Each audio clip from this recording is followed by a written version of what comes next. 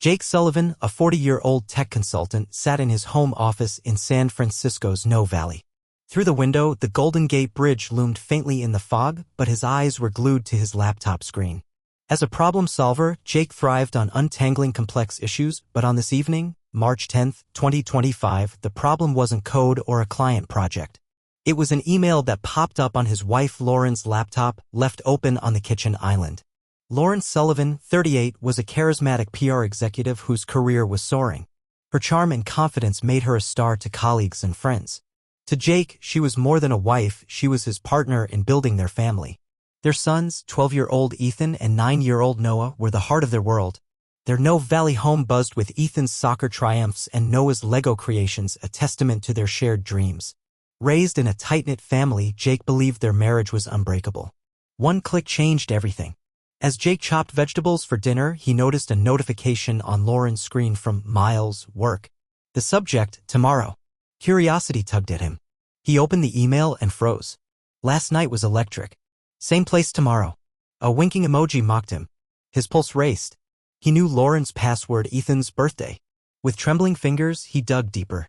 Dozens of emails from Miles painted a brutal truth. You're my spark, Miles wrote. Jake doesn't suspect, Lauren replied. 2 years. 2 years of lies. Jake stared at the screen, the knife still in his hand, until the smell of burning pasta snapped him back. Dad, is dinner ready? Noah called from the living room where he and Ethan kicked a soccer ball. Jake forced a smile. 1 minute, buddy, he said, burying the storm inside. Lauren breezed in an hour later, her coat damp, her smile radiant. Traffic was hell, she said, pecking Jake's cheek. He flinched, but she didn't notice, already chatting with the boys about school. Her performance was flawless, and it cut deeper. That night, with the boys asleep, Jake waited for Lauren at the kitchen table. A single lamp cast shadows across their faces. Who's Miles? He asked, his voice steady. Lauren's eyes flickered, but she held his gaze. A colleague. Why? Jake slid her phone across the table, the emails open. Her face paled, but only for a moment. She sighed, leaning back. Okay, Jake, let's not make this a thing. Yes, I've been seeing Miles. It's not serious, just something I needed. Jake's jaw tightened. Needed? 2 years of lying to me, to the boys? His voice cracked, betraying the hurt. Lauren reached for his hand, but he pulled away. I love you, Jake. This doesn't change us. Maybe we could open things up? It's modern. We'd both have freedom, but keep the family. The words hit like a slap. Freedom, he repeated. You think I want to sneak around, lie to Ethan and Noah? Lauren shrugged. It's not lying. It's living. You're too traditional. Jake stood, the chair scraping the floor. I need to think, he said, stepping into the night. The next morning, Jake called in sick and drove to the Mission District office of Rachel Cohen, a family lawyer recommended by a friend. Her office smelled of coffee and paper. Rachel, a sharp-eyed woman in her 50s, listened as Jake poured out his story. California's a no-fault divorce state, she said, tapping her pen. Her affair won't sway the court. Mothers usually get primary custody unless you prove neglect. If you file now, you could lose the house and most of your time with Ethan and Noah. Jake's stomach dropped. So she cheats and I lose everything? Rachel nodded. Potentially. Courts prioritize the kid's stability and Lauren's their mom. You get visitation 1 night a week, maybe 2 weeks in summer. She'd likely get the house, alimony, child support. Jake clenched his fists. That's not fair. Rachel leaned forward. It's not about fair. It's about strategy. Want your boys? Gather evidence she's unfit, missed school events, absent nights. Build your case quietly. Don't let her suspect. Jake left with a fire in his chest. He wouldn't let Lauren destroy their family. That afternoon, he joined a local running group needing an outlet for his anger. At the first run, he met Mia Torres, a 36-year-old graphic designer and single mom to 7-year-old Lila. Mia's warm smile and stories of her own divorce grounded him. You're fighting for your kids, she said over post-run coffee. That's enough. Her words struck a chord, but Jake kept his focus on his plan. That night, he started a journal. March 10th, 7 p.m., Lauren missed Noah's science fair, claimed client dinner. He snapped photos of the boys laughing in the backyard, timestamping them. March 11th, 8 p.m., Ethan and Noah with me, Lauren absent. Lauren grew bolder, slipping out in sleek dresses, kissing the boys goodbye. Ethan's frowns deepened, and Noah asked, why's mom always gone? Jake answered softly, shielding them, but their words fueled his resolve. One Saturday, Jake took Ethan and Noah camping at Half Moon Bay. They pitched a tent by the ocean, laughing as they roasted marshmallows. Dad, this is the best day, Noah said, hugging him. Jake smiled but noted, March 12th, 8 p.m., camping with boys, Lauren declined. Back home, he overheard Lauren on the phone with Miles, laughing. Jake's playing Superdad. He loves it. Her mocking tone stung, but Jake stayed silent. She thought she held the cards. He knew better. His revenge had begun, legal, calculated, and relentless. Jake Sullivan jogged along San Francisco's Crissy Field, the morning fog curling around the Golden Gate Bridge. 2 weeks after discovering Lauren's affair with Miles, the 40-year-old tech consultant channeled his rage into strategy. His journal brimmed with evidence of Lauren's neglect, missed school events, late nights, each entry a step toward protecting his sons, Ethan, 12, and Noah, 9. Lauren, 38, thought she could juggle her fling and their family, but Jake was rewriting the rules, his resolve as sharp as the ocean breeze. At home, Lauren's absences grew blatant. She'd slip out after dinner, claiming client meetings, her perfume lingering as she kissed Ethan and Noah goodbye. Jake logged each instance. March 15th, 6:30 p.m., Lauren left, missed Ethan's soccer practice. Returned 10:45 p.m. Ethan's questions cut deeper. Why's Mom always busy? He asked, kicking a ball against the garage. Jake ruffled his hair. She's got a lot going on, bud. Noah, quieter, clung to Jake, his Lego towers now missing a mom figure. Their pain fueled Jake's mission. Rachel Cohen, his lawyer, had been clear. To win custody, Jake needed proof Lauren was unfit. Document everything, she'd said in her Mission District office. Miss bedtimes, school events show she prioritizes herself over the boys. Jake went further. He volunteered as Ethan's soccer assistant coach, planned Noah's science club presentation, and organized weekend camping trips Lauren skipped. At Half Moon Bay, the boys laughed, chasing waves. Jake snapped a photo, timestamping it. March 18th, 7 p.m., boys at beach, Lauren absent. Can we camp every week? Noah asked, eyes bright. Jake grinned. You got it. Lauren's behavior grew careless. One evening, she breezed in late, phone buzzing. Work's crazy, she said, avoiding Jake's gaze. Ethan frowned, pushing his plate away. You missed my game, he muttered. Lauren waved it off. I'll catch the next one, sweetie. Jake noted, March 20th, 8 p.m., Lauren dismissed Ethan's disappointment. Overheard later, she laughed with Miles on the phone. The kids are fine. Jake's got it covered. Her flippancy was a gift, another nail in her coffin. The running group became Jake's lifeline. Mia Torres, the 36-year-old graphic designer, offered perspective. Over coffee, she shared her own divorce story. Her ex left without a fight. You're showing up for your boys, she said, her brown eyes steady. That's what counts. Jake nodded, keeping their bond platonic. Mia's daughter, Lila, 7, joined a play date with Noah, their giggles echoing in the backyard. Jake noted, March 22nd, 3 p.m., Noah happy with Lila, Lauren at work. Mia's friendship anchored him, but his focus stayed on the plan. A twist came unexpectedly. At Ethan's soccer game, Jake spotted Lauren in the stands, rare for her. She was on her phone, barely watching. When Ethan scored, she clapped late, distracted. After the game, she left early, citing a call. Ethan's shoulders slumped. She didn't even see my goal, he told Jake, voice low. That night, Ethan confided, I saw Mom's phone. She texted someone, babe. It wasn't you. Jake's heart broke, but he hugged him. I've got you, buddy. He added, March 25th, 5 p.m., Lauren left game early. Ethan saw texts. Jake seized the moment. He arranged a chance meeting with Miles at a downtown cafe, spotting him alone. Miles? I'm Jake, he said, sitting across from the slick 42-year-old. Miles stiffened. Lauren's husband? Yeah. Jake kept his tone calm. What's your deal with her? Miles smirked, uneasy.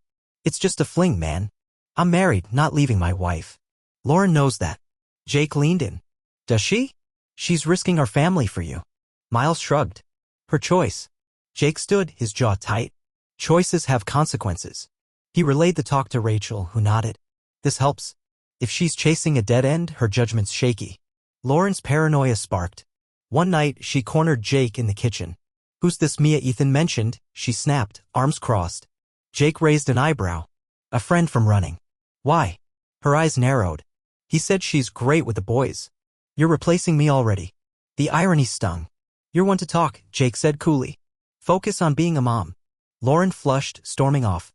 Jake noted, March 27th, 9 p.m., Lauren jealous, distracted from kids. Her call to Miles later confirmed it. Jake's got some woman around my boys. It's not right. Miles's reply was curt, hinting at distance. Jake doubled down. He worked from home when Lauren was out, ensuring the boys' stability. He taught Noah to surf, cheered Ethan's games, and planned another camping trip. Mia and Lila joined for a beach day, the kids building sandcastles. "You're giving them a real home," Mia said, smiling. Jake nodded, a spark of hope breaking through. He snapped a photo, March 30th, 4 p.m., boys with Lila, Lauren absent. Lauren's world was unraveling, she was losing control and Jake was gaining ground. His journal was nearly full, each entry a weapon. The game was on and he was playing to win. Jake Sullivan sprinted through San Francisco's Golden Gate Park, the morning mist clinging to his skin. A month into his plan, the 40-year-old tech consultant had transformed his heartbreak into precision. His journal overflowed with proof of Lauren's neglect, missed soccer games, ignored bedtimes, distracted parenting. Ethan, 12, and Noah, 9, were his why, their trust in him unshaken despite their mother's absence. Lauren, 38, grew reckless, her affair with Miles unraveling her facade. Jake was closing in, his lawful revenge a heartbeat away. Lauren's paranoia, sparked by Ethan's mention of Mia Torres, the 36-year-old graphic designer from Jake's running group, had thrown her off balance. She'd accused Jake of moving on while she slipped out for work with Miles. The irony fueled Jake's resolve. He kept his friendship with Mia platonic, valuing her insight as a single mom to Lila, 7. Over coffee, Mia nodded at his journal. "You're building a fortress for those boys," she said. Jake managed a smile. "Gotta be." He noted, April 1st, 10 a.m., Mia supportive, Lauren absent last night. At home, Lauren's neglect deepened. She skipped Noah's science fair, texting Jake a flimsy client emergency. Noah's face fell when she didn't show. "She promised," he whispered, clutching his model rocket. Jake hugged him, rage simmering. He logged, April 3rd, 6 p.m., Lauren missed Noah's fair, Noah upset. Ethan, meanwhile, grew distant, his usual chatter replaced by sullen kicks at his soccer ball. Jake overheard him tell Noah, "Mom doesn't care." The boy's pain was a knife, but it sharpened his focus. Rachel Cohen, Jake's lawyer, reviewed his growing evidence in her Mission District office. "You're close," she said, flipping through timestamps and photos. Her absence is Ethan's coach confirming she's never at games, it's strong. "Keep it up, but watch her. She's slipping and desperate people play dirty." Jake nodded, his architect's mind plotting. He volunteered for Ethan's school fundraiser, a library drive, knowing Lauren would bail. She did, citing work. Jake ran the event solo, charming parents while Noah handed out flyers. He noted, April 5th, 7 p.m., Lauren skipped fundraiser, I led it. A bombshell dropped at the fundraiser. Lauren showed up unannounced, her eyes locked on Mia, who was helping Noah paint a poster. She marched over, her voice sharp. "So, you're Mia. Cozying up to my kids?" Mia stayed calm, wiping paint from her hands. "Just helping out, Lauren. Your boys are great." Lauren's smile was brittle. "They're my boys." Jake stepped in, cool. "You said you were busy." "Mia's here for the kids, not drama." Parents glanced over, sensing tension. Lauren retreated, muttering, "This isn't over." Jake logged, April 5th, 7:15 p.m., Lauren caused scene, left early. The incident lit a fuse. Lauren doubled down, playing devoted mom. She baked cookies with the boys, posted photos online, even attended Ethan's next game. But her phone buzzed constantly and she left early, claiming a call. Ethan's frown deepened. "She never stays," he told Jake. Jake hugged him, noting, April 8th, 4 p.m., Lauren left game early, Ethan hurt. Later, Ethan confided, "I heard her call someone babe again. She was smiling, but not at us." Jake's chest tightened. "You don't need to carry that, bud. I'm here."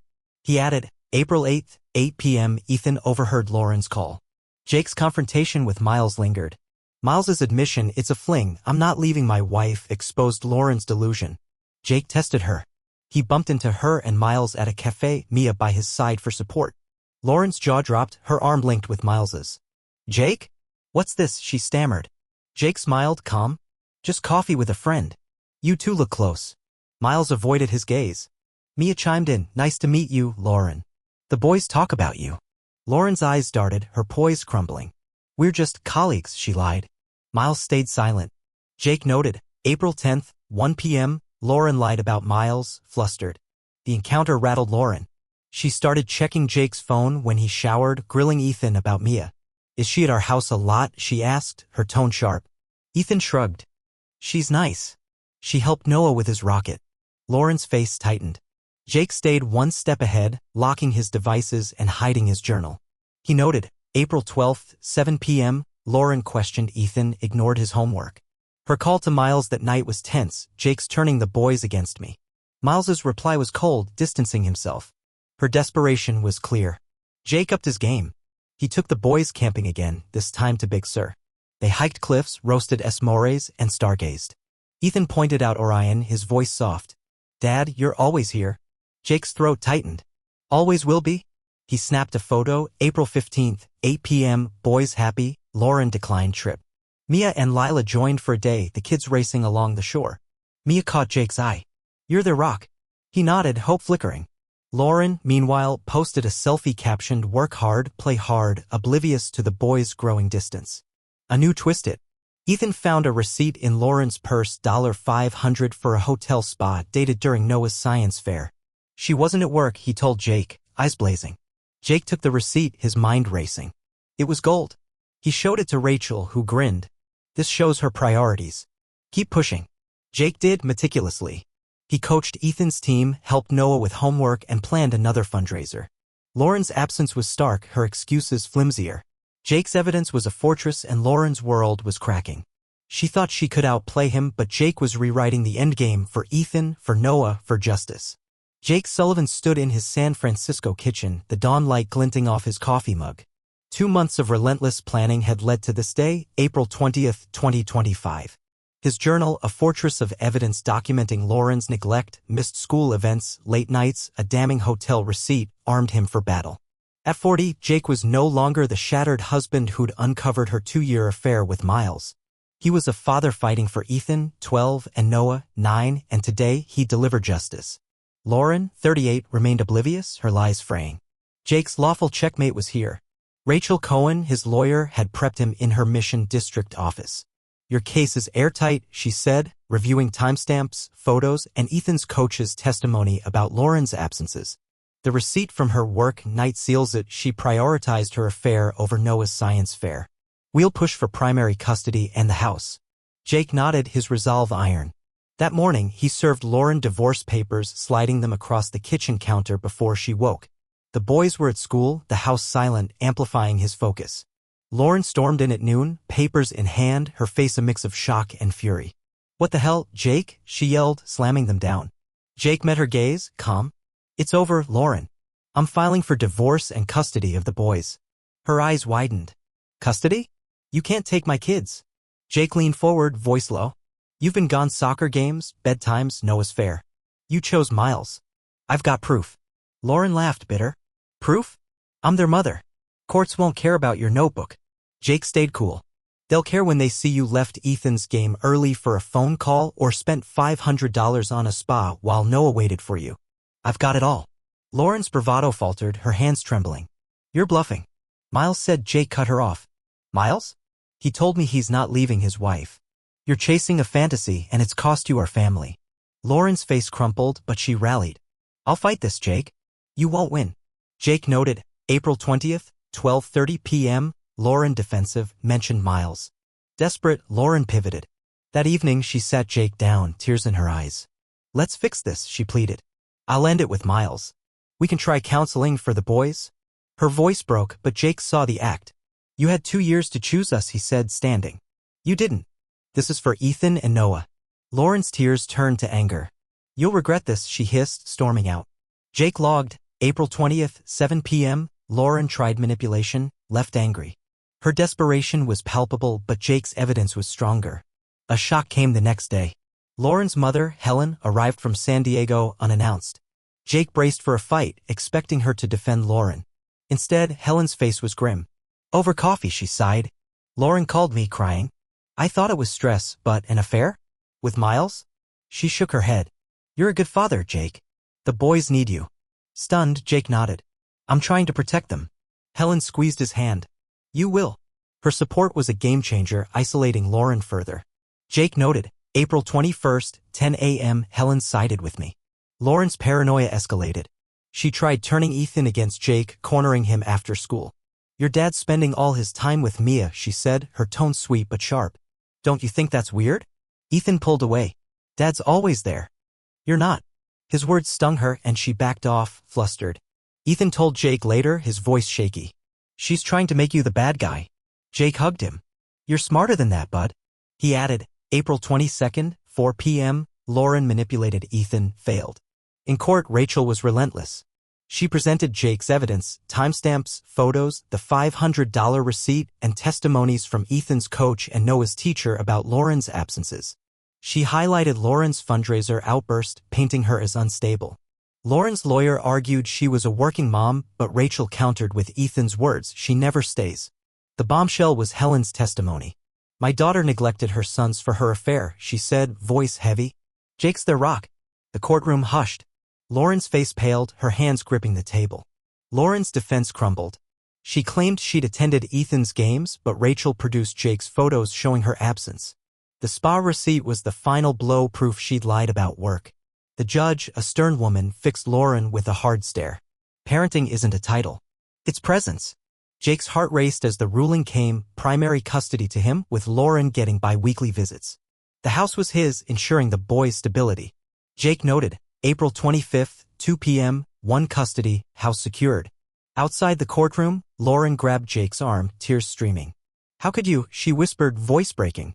Jake pulled away. You did this, Lauren. You chose yourself. She collapsed onto a bench, alone, her world shattered. Miles, predictably, had ghosted her, his fling over. Jake walked away, his victory bittersweet but necessary. Ethan and Noah were safe, their home intact. Lauren's lies had cost her everything, but Jake's fight wasn't over. The final reckoning for her and for the family he'd saved was still to come. Jake Sullivan stood on the porch of his No Valley home, watching Ethan, 12, and Noah, 9, chase each other across the lawn, their laughter echoing in the San Francisco dusk. 6 months after his courtroom victory, the house was theirs, a sanctuary secured by his relentless fight. At 40, Jake had outmaneuvered Lauren's 2-year affair with Miles, winning primary custody and protecting his sons from her chaos. Lauren, 38, now lived in a cramped apartment, her betrayal a costly lesson. Jake's lawful revenge was complete, but the story, for him, for Lauren, for their boys, had one final chapter. The judge's ruling had shattered Lauren. She'd signed the divorce papers, hands trembling, granting Jake the house and custody with bi-weekly visits for her. Outside the courtroom, her tearful plea, how could you? Hadn't swayed him. You chose this, Jake had said, walking away. Now her visits were strained. Ethan and Noah returned quiet, their backpacks stuffed with uneaten snacks. Mom's place is small, Ethan said once, frowning. She's always texting. Jake hugged them, noting, June 5th, 5 p.m., boys subdued after Lauren's visit. Lauren's isolation deepened. Her mother, Helen, stood by Jake, refusing to enable her excuses. Miles, as expected, stayed with his wife, leaving Lauren adrift. One evening, she appeared at Jake's door, eyes red. I'm sorry, Jake, she said, voice breaking. I messed up. Can we talk? The boys were at a sleepover, so Jake let her in, wary. Lauren sat, twisting her hands. I ended it with Miles. I'm in therapy, trying to be better for Ethan, for Noah. Jake studied her, seeing cracks in her old bravado. That's a start, he said, neutral. Prove it to them, not me. She nodded, leaving quietly. Jake noted, June 10th, 8 p.m., Lauren expressed regret, mentioned therapy. Jake's life blossomed. Mia Torres, the graphic designer from his running group, became a steady presence. Her daughter, Lila, 7, clicked with Ethan and Noah, their laughter filling camping trips Lauren never joined. After months of friendship, Jake and Mia grew closer, their bond rooted in shared resilience. One night, over coffee, Mia smiled. You've given those boys a home, Jake. It's beautiful. He took her hand, a spark igniting. You're part of it now, he said. By July, Mia and Lila moved in, blending their families. The boys painted Lila's room, their chatter a new melody in the house. Camping became their ritual. At Big Sur, Jake taught Noah to surf, Mia cheering as Ethan caught a wave. You're a pro, she called, laughing. Ethan grinned, his old spark back. Lila and Noah built sandcastles, giggling as waves crashed. Jake snapped a photo, July 15th, 6 p.m., family camping, boys thriving. The journal stayed closed, its purpose served. Mia's warmth healed Jake's wounds, her presence grounding him. Ethan and Noah flourished, their trust in Jake unshaken, their new family a testament to his fight.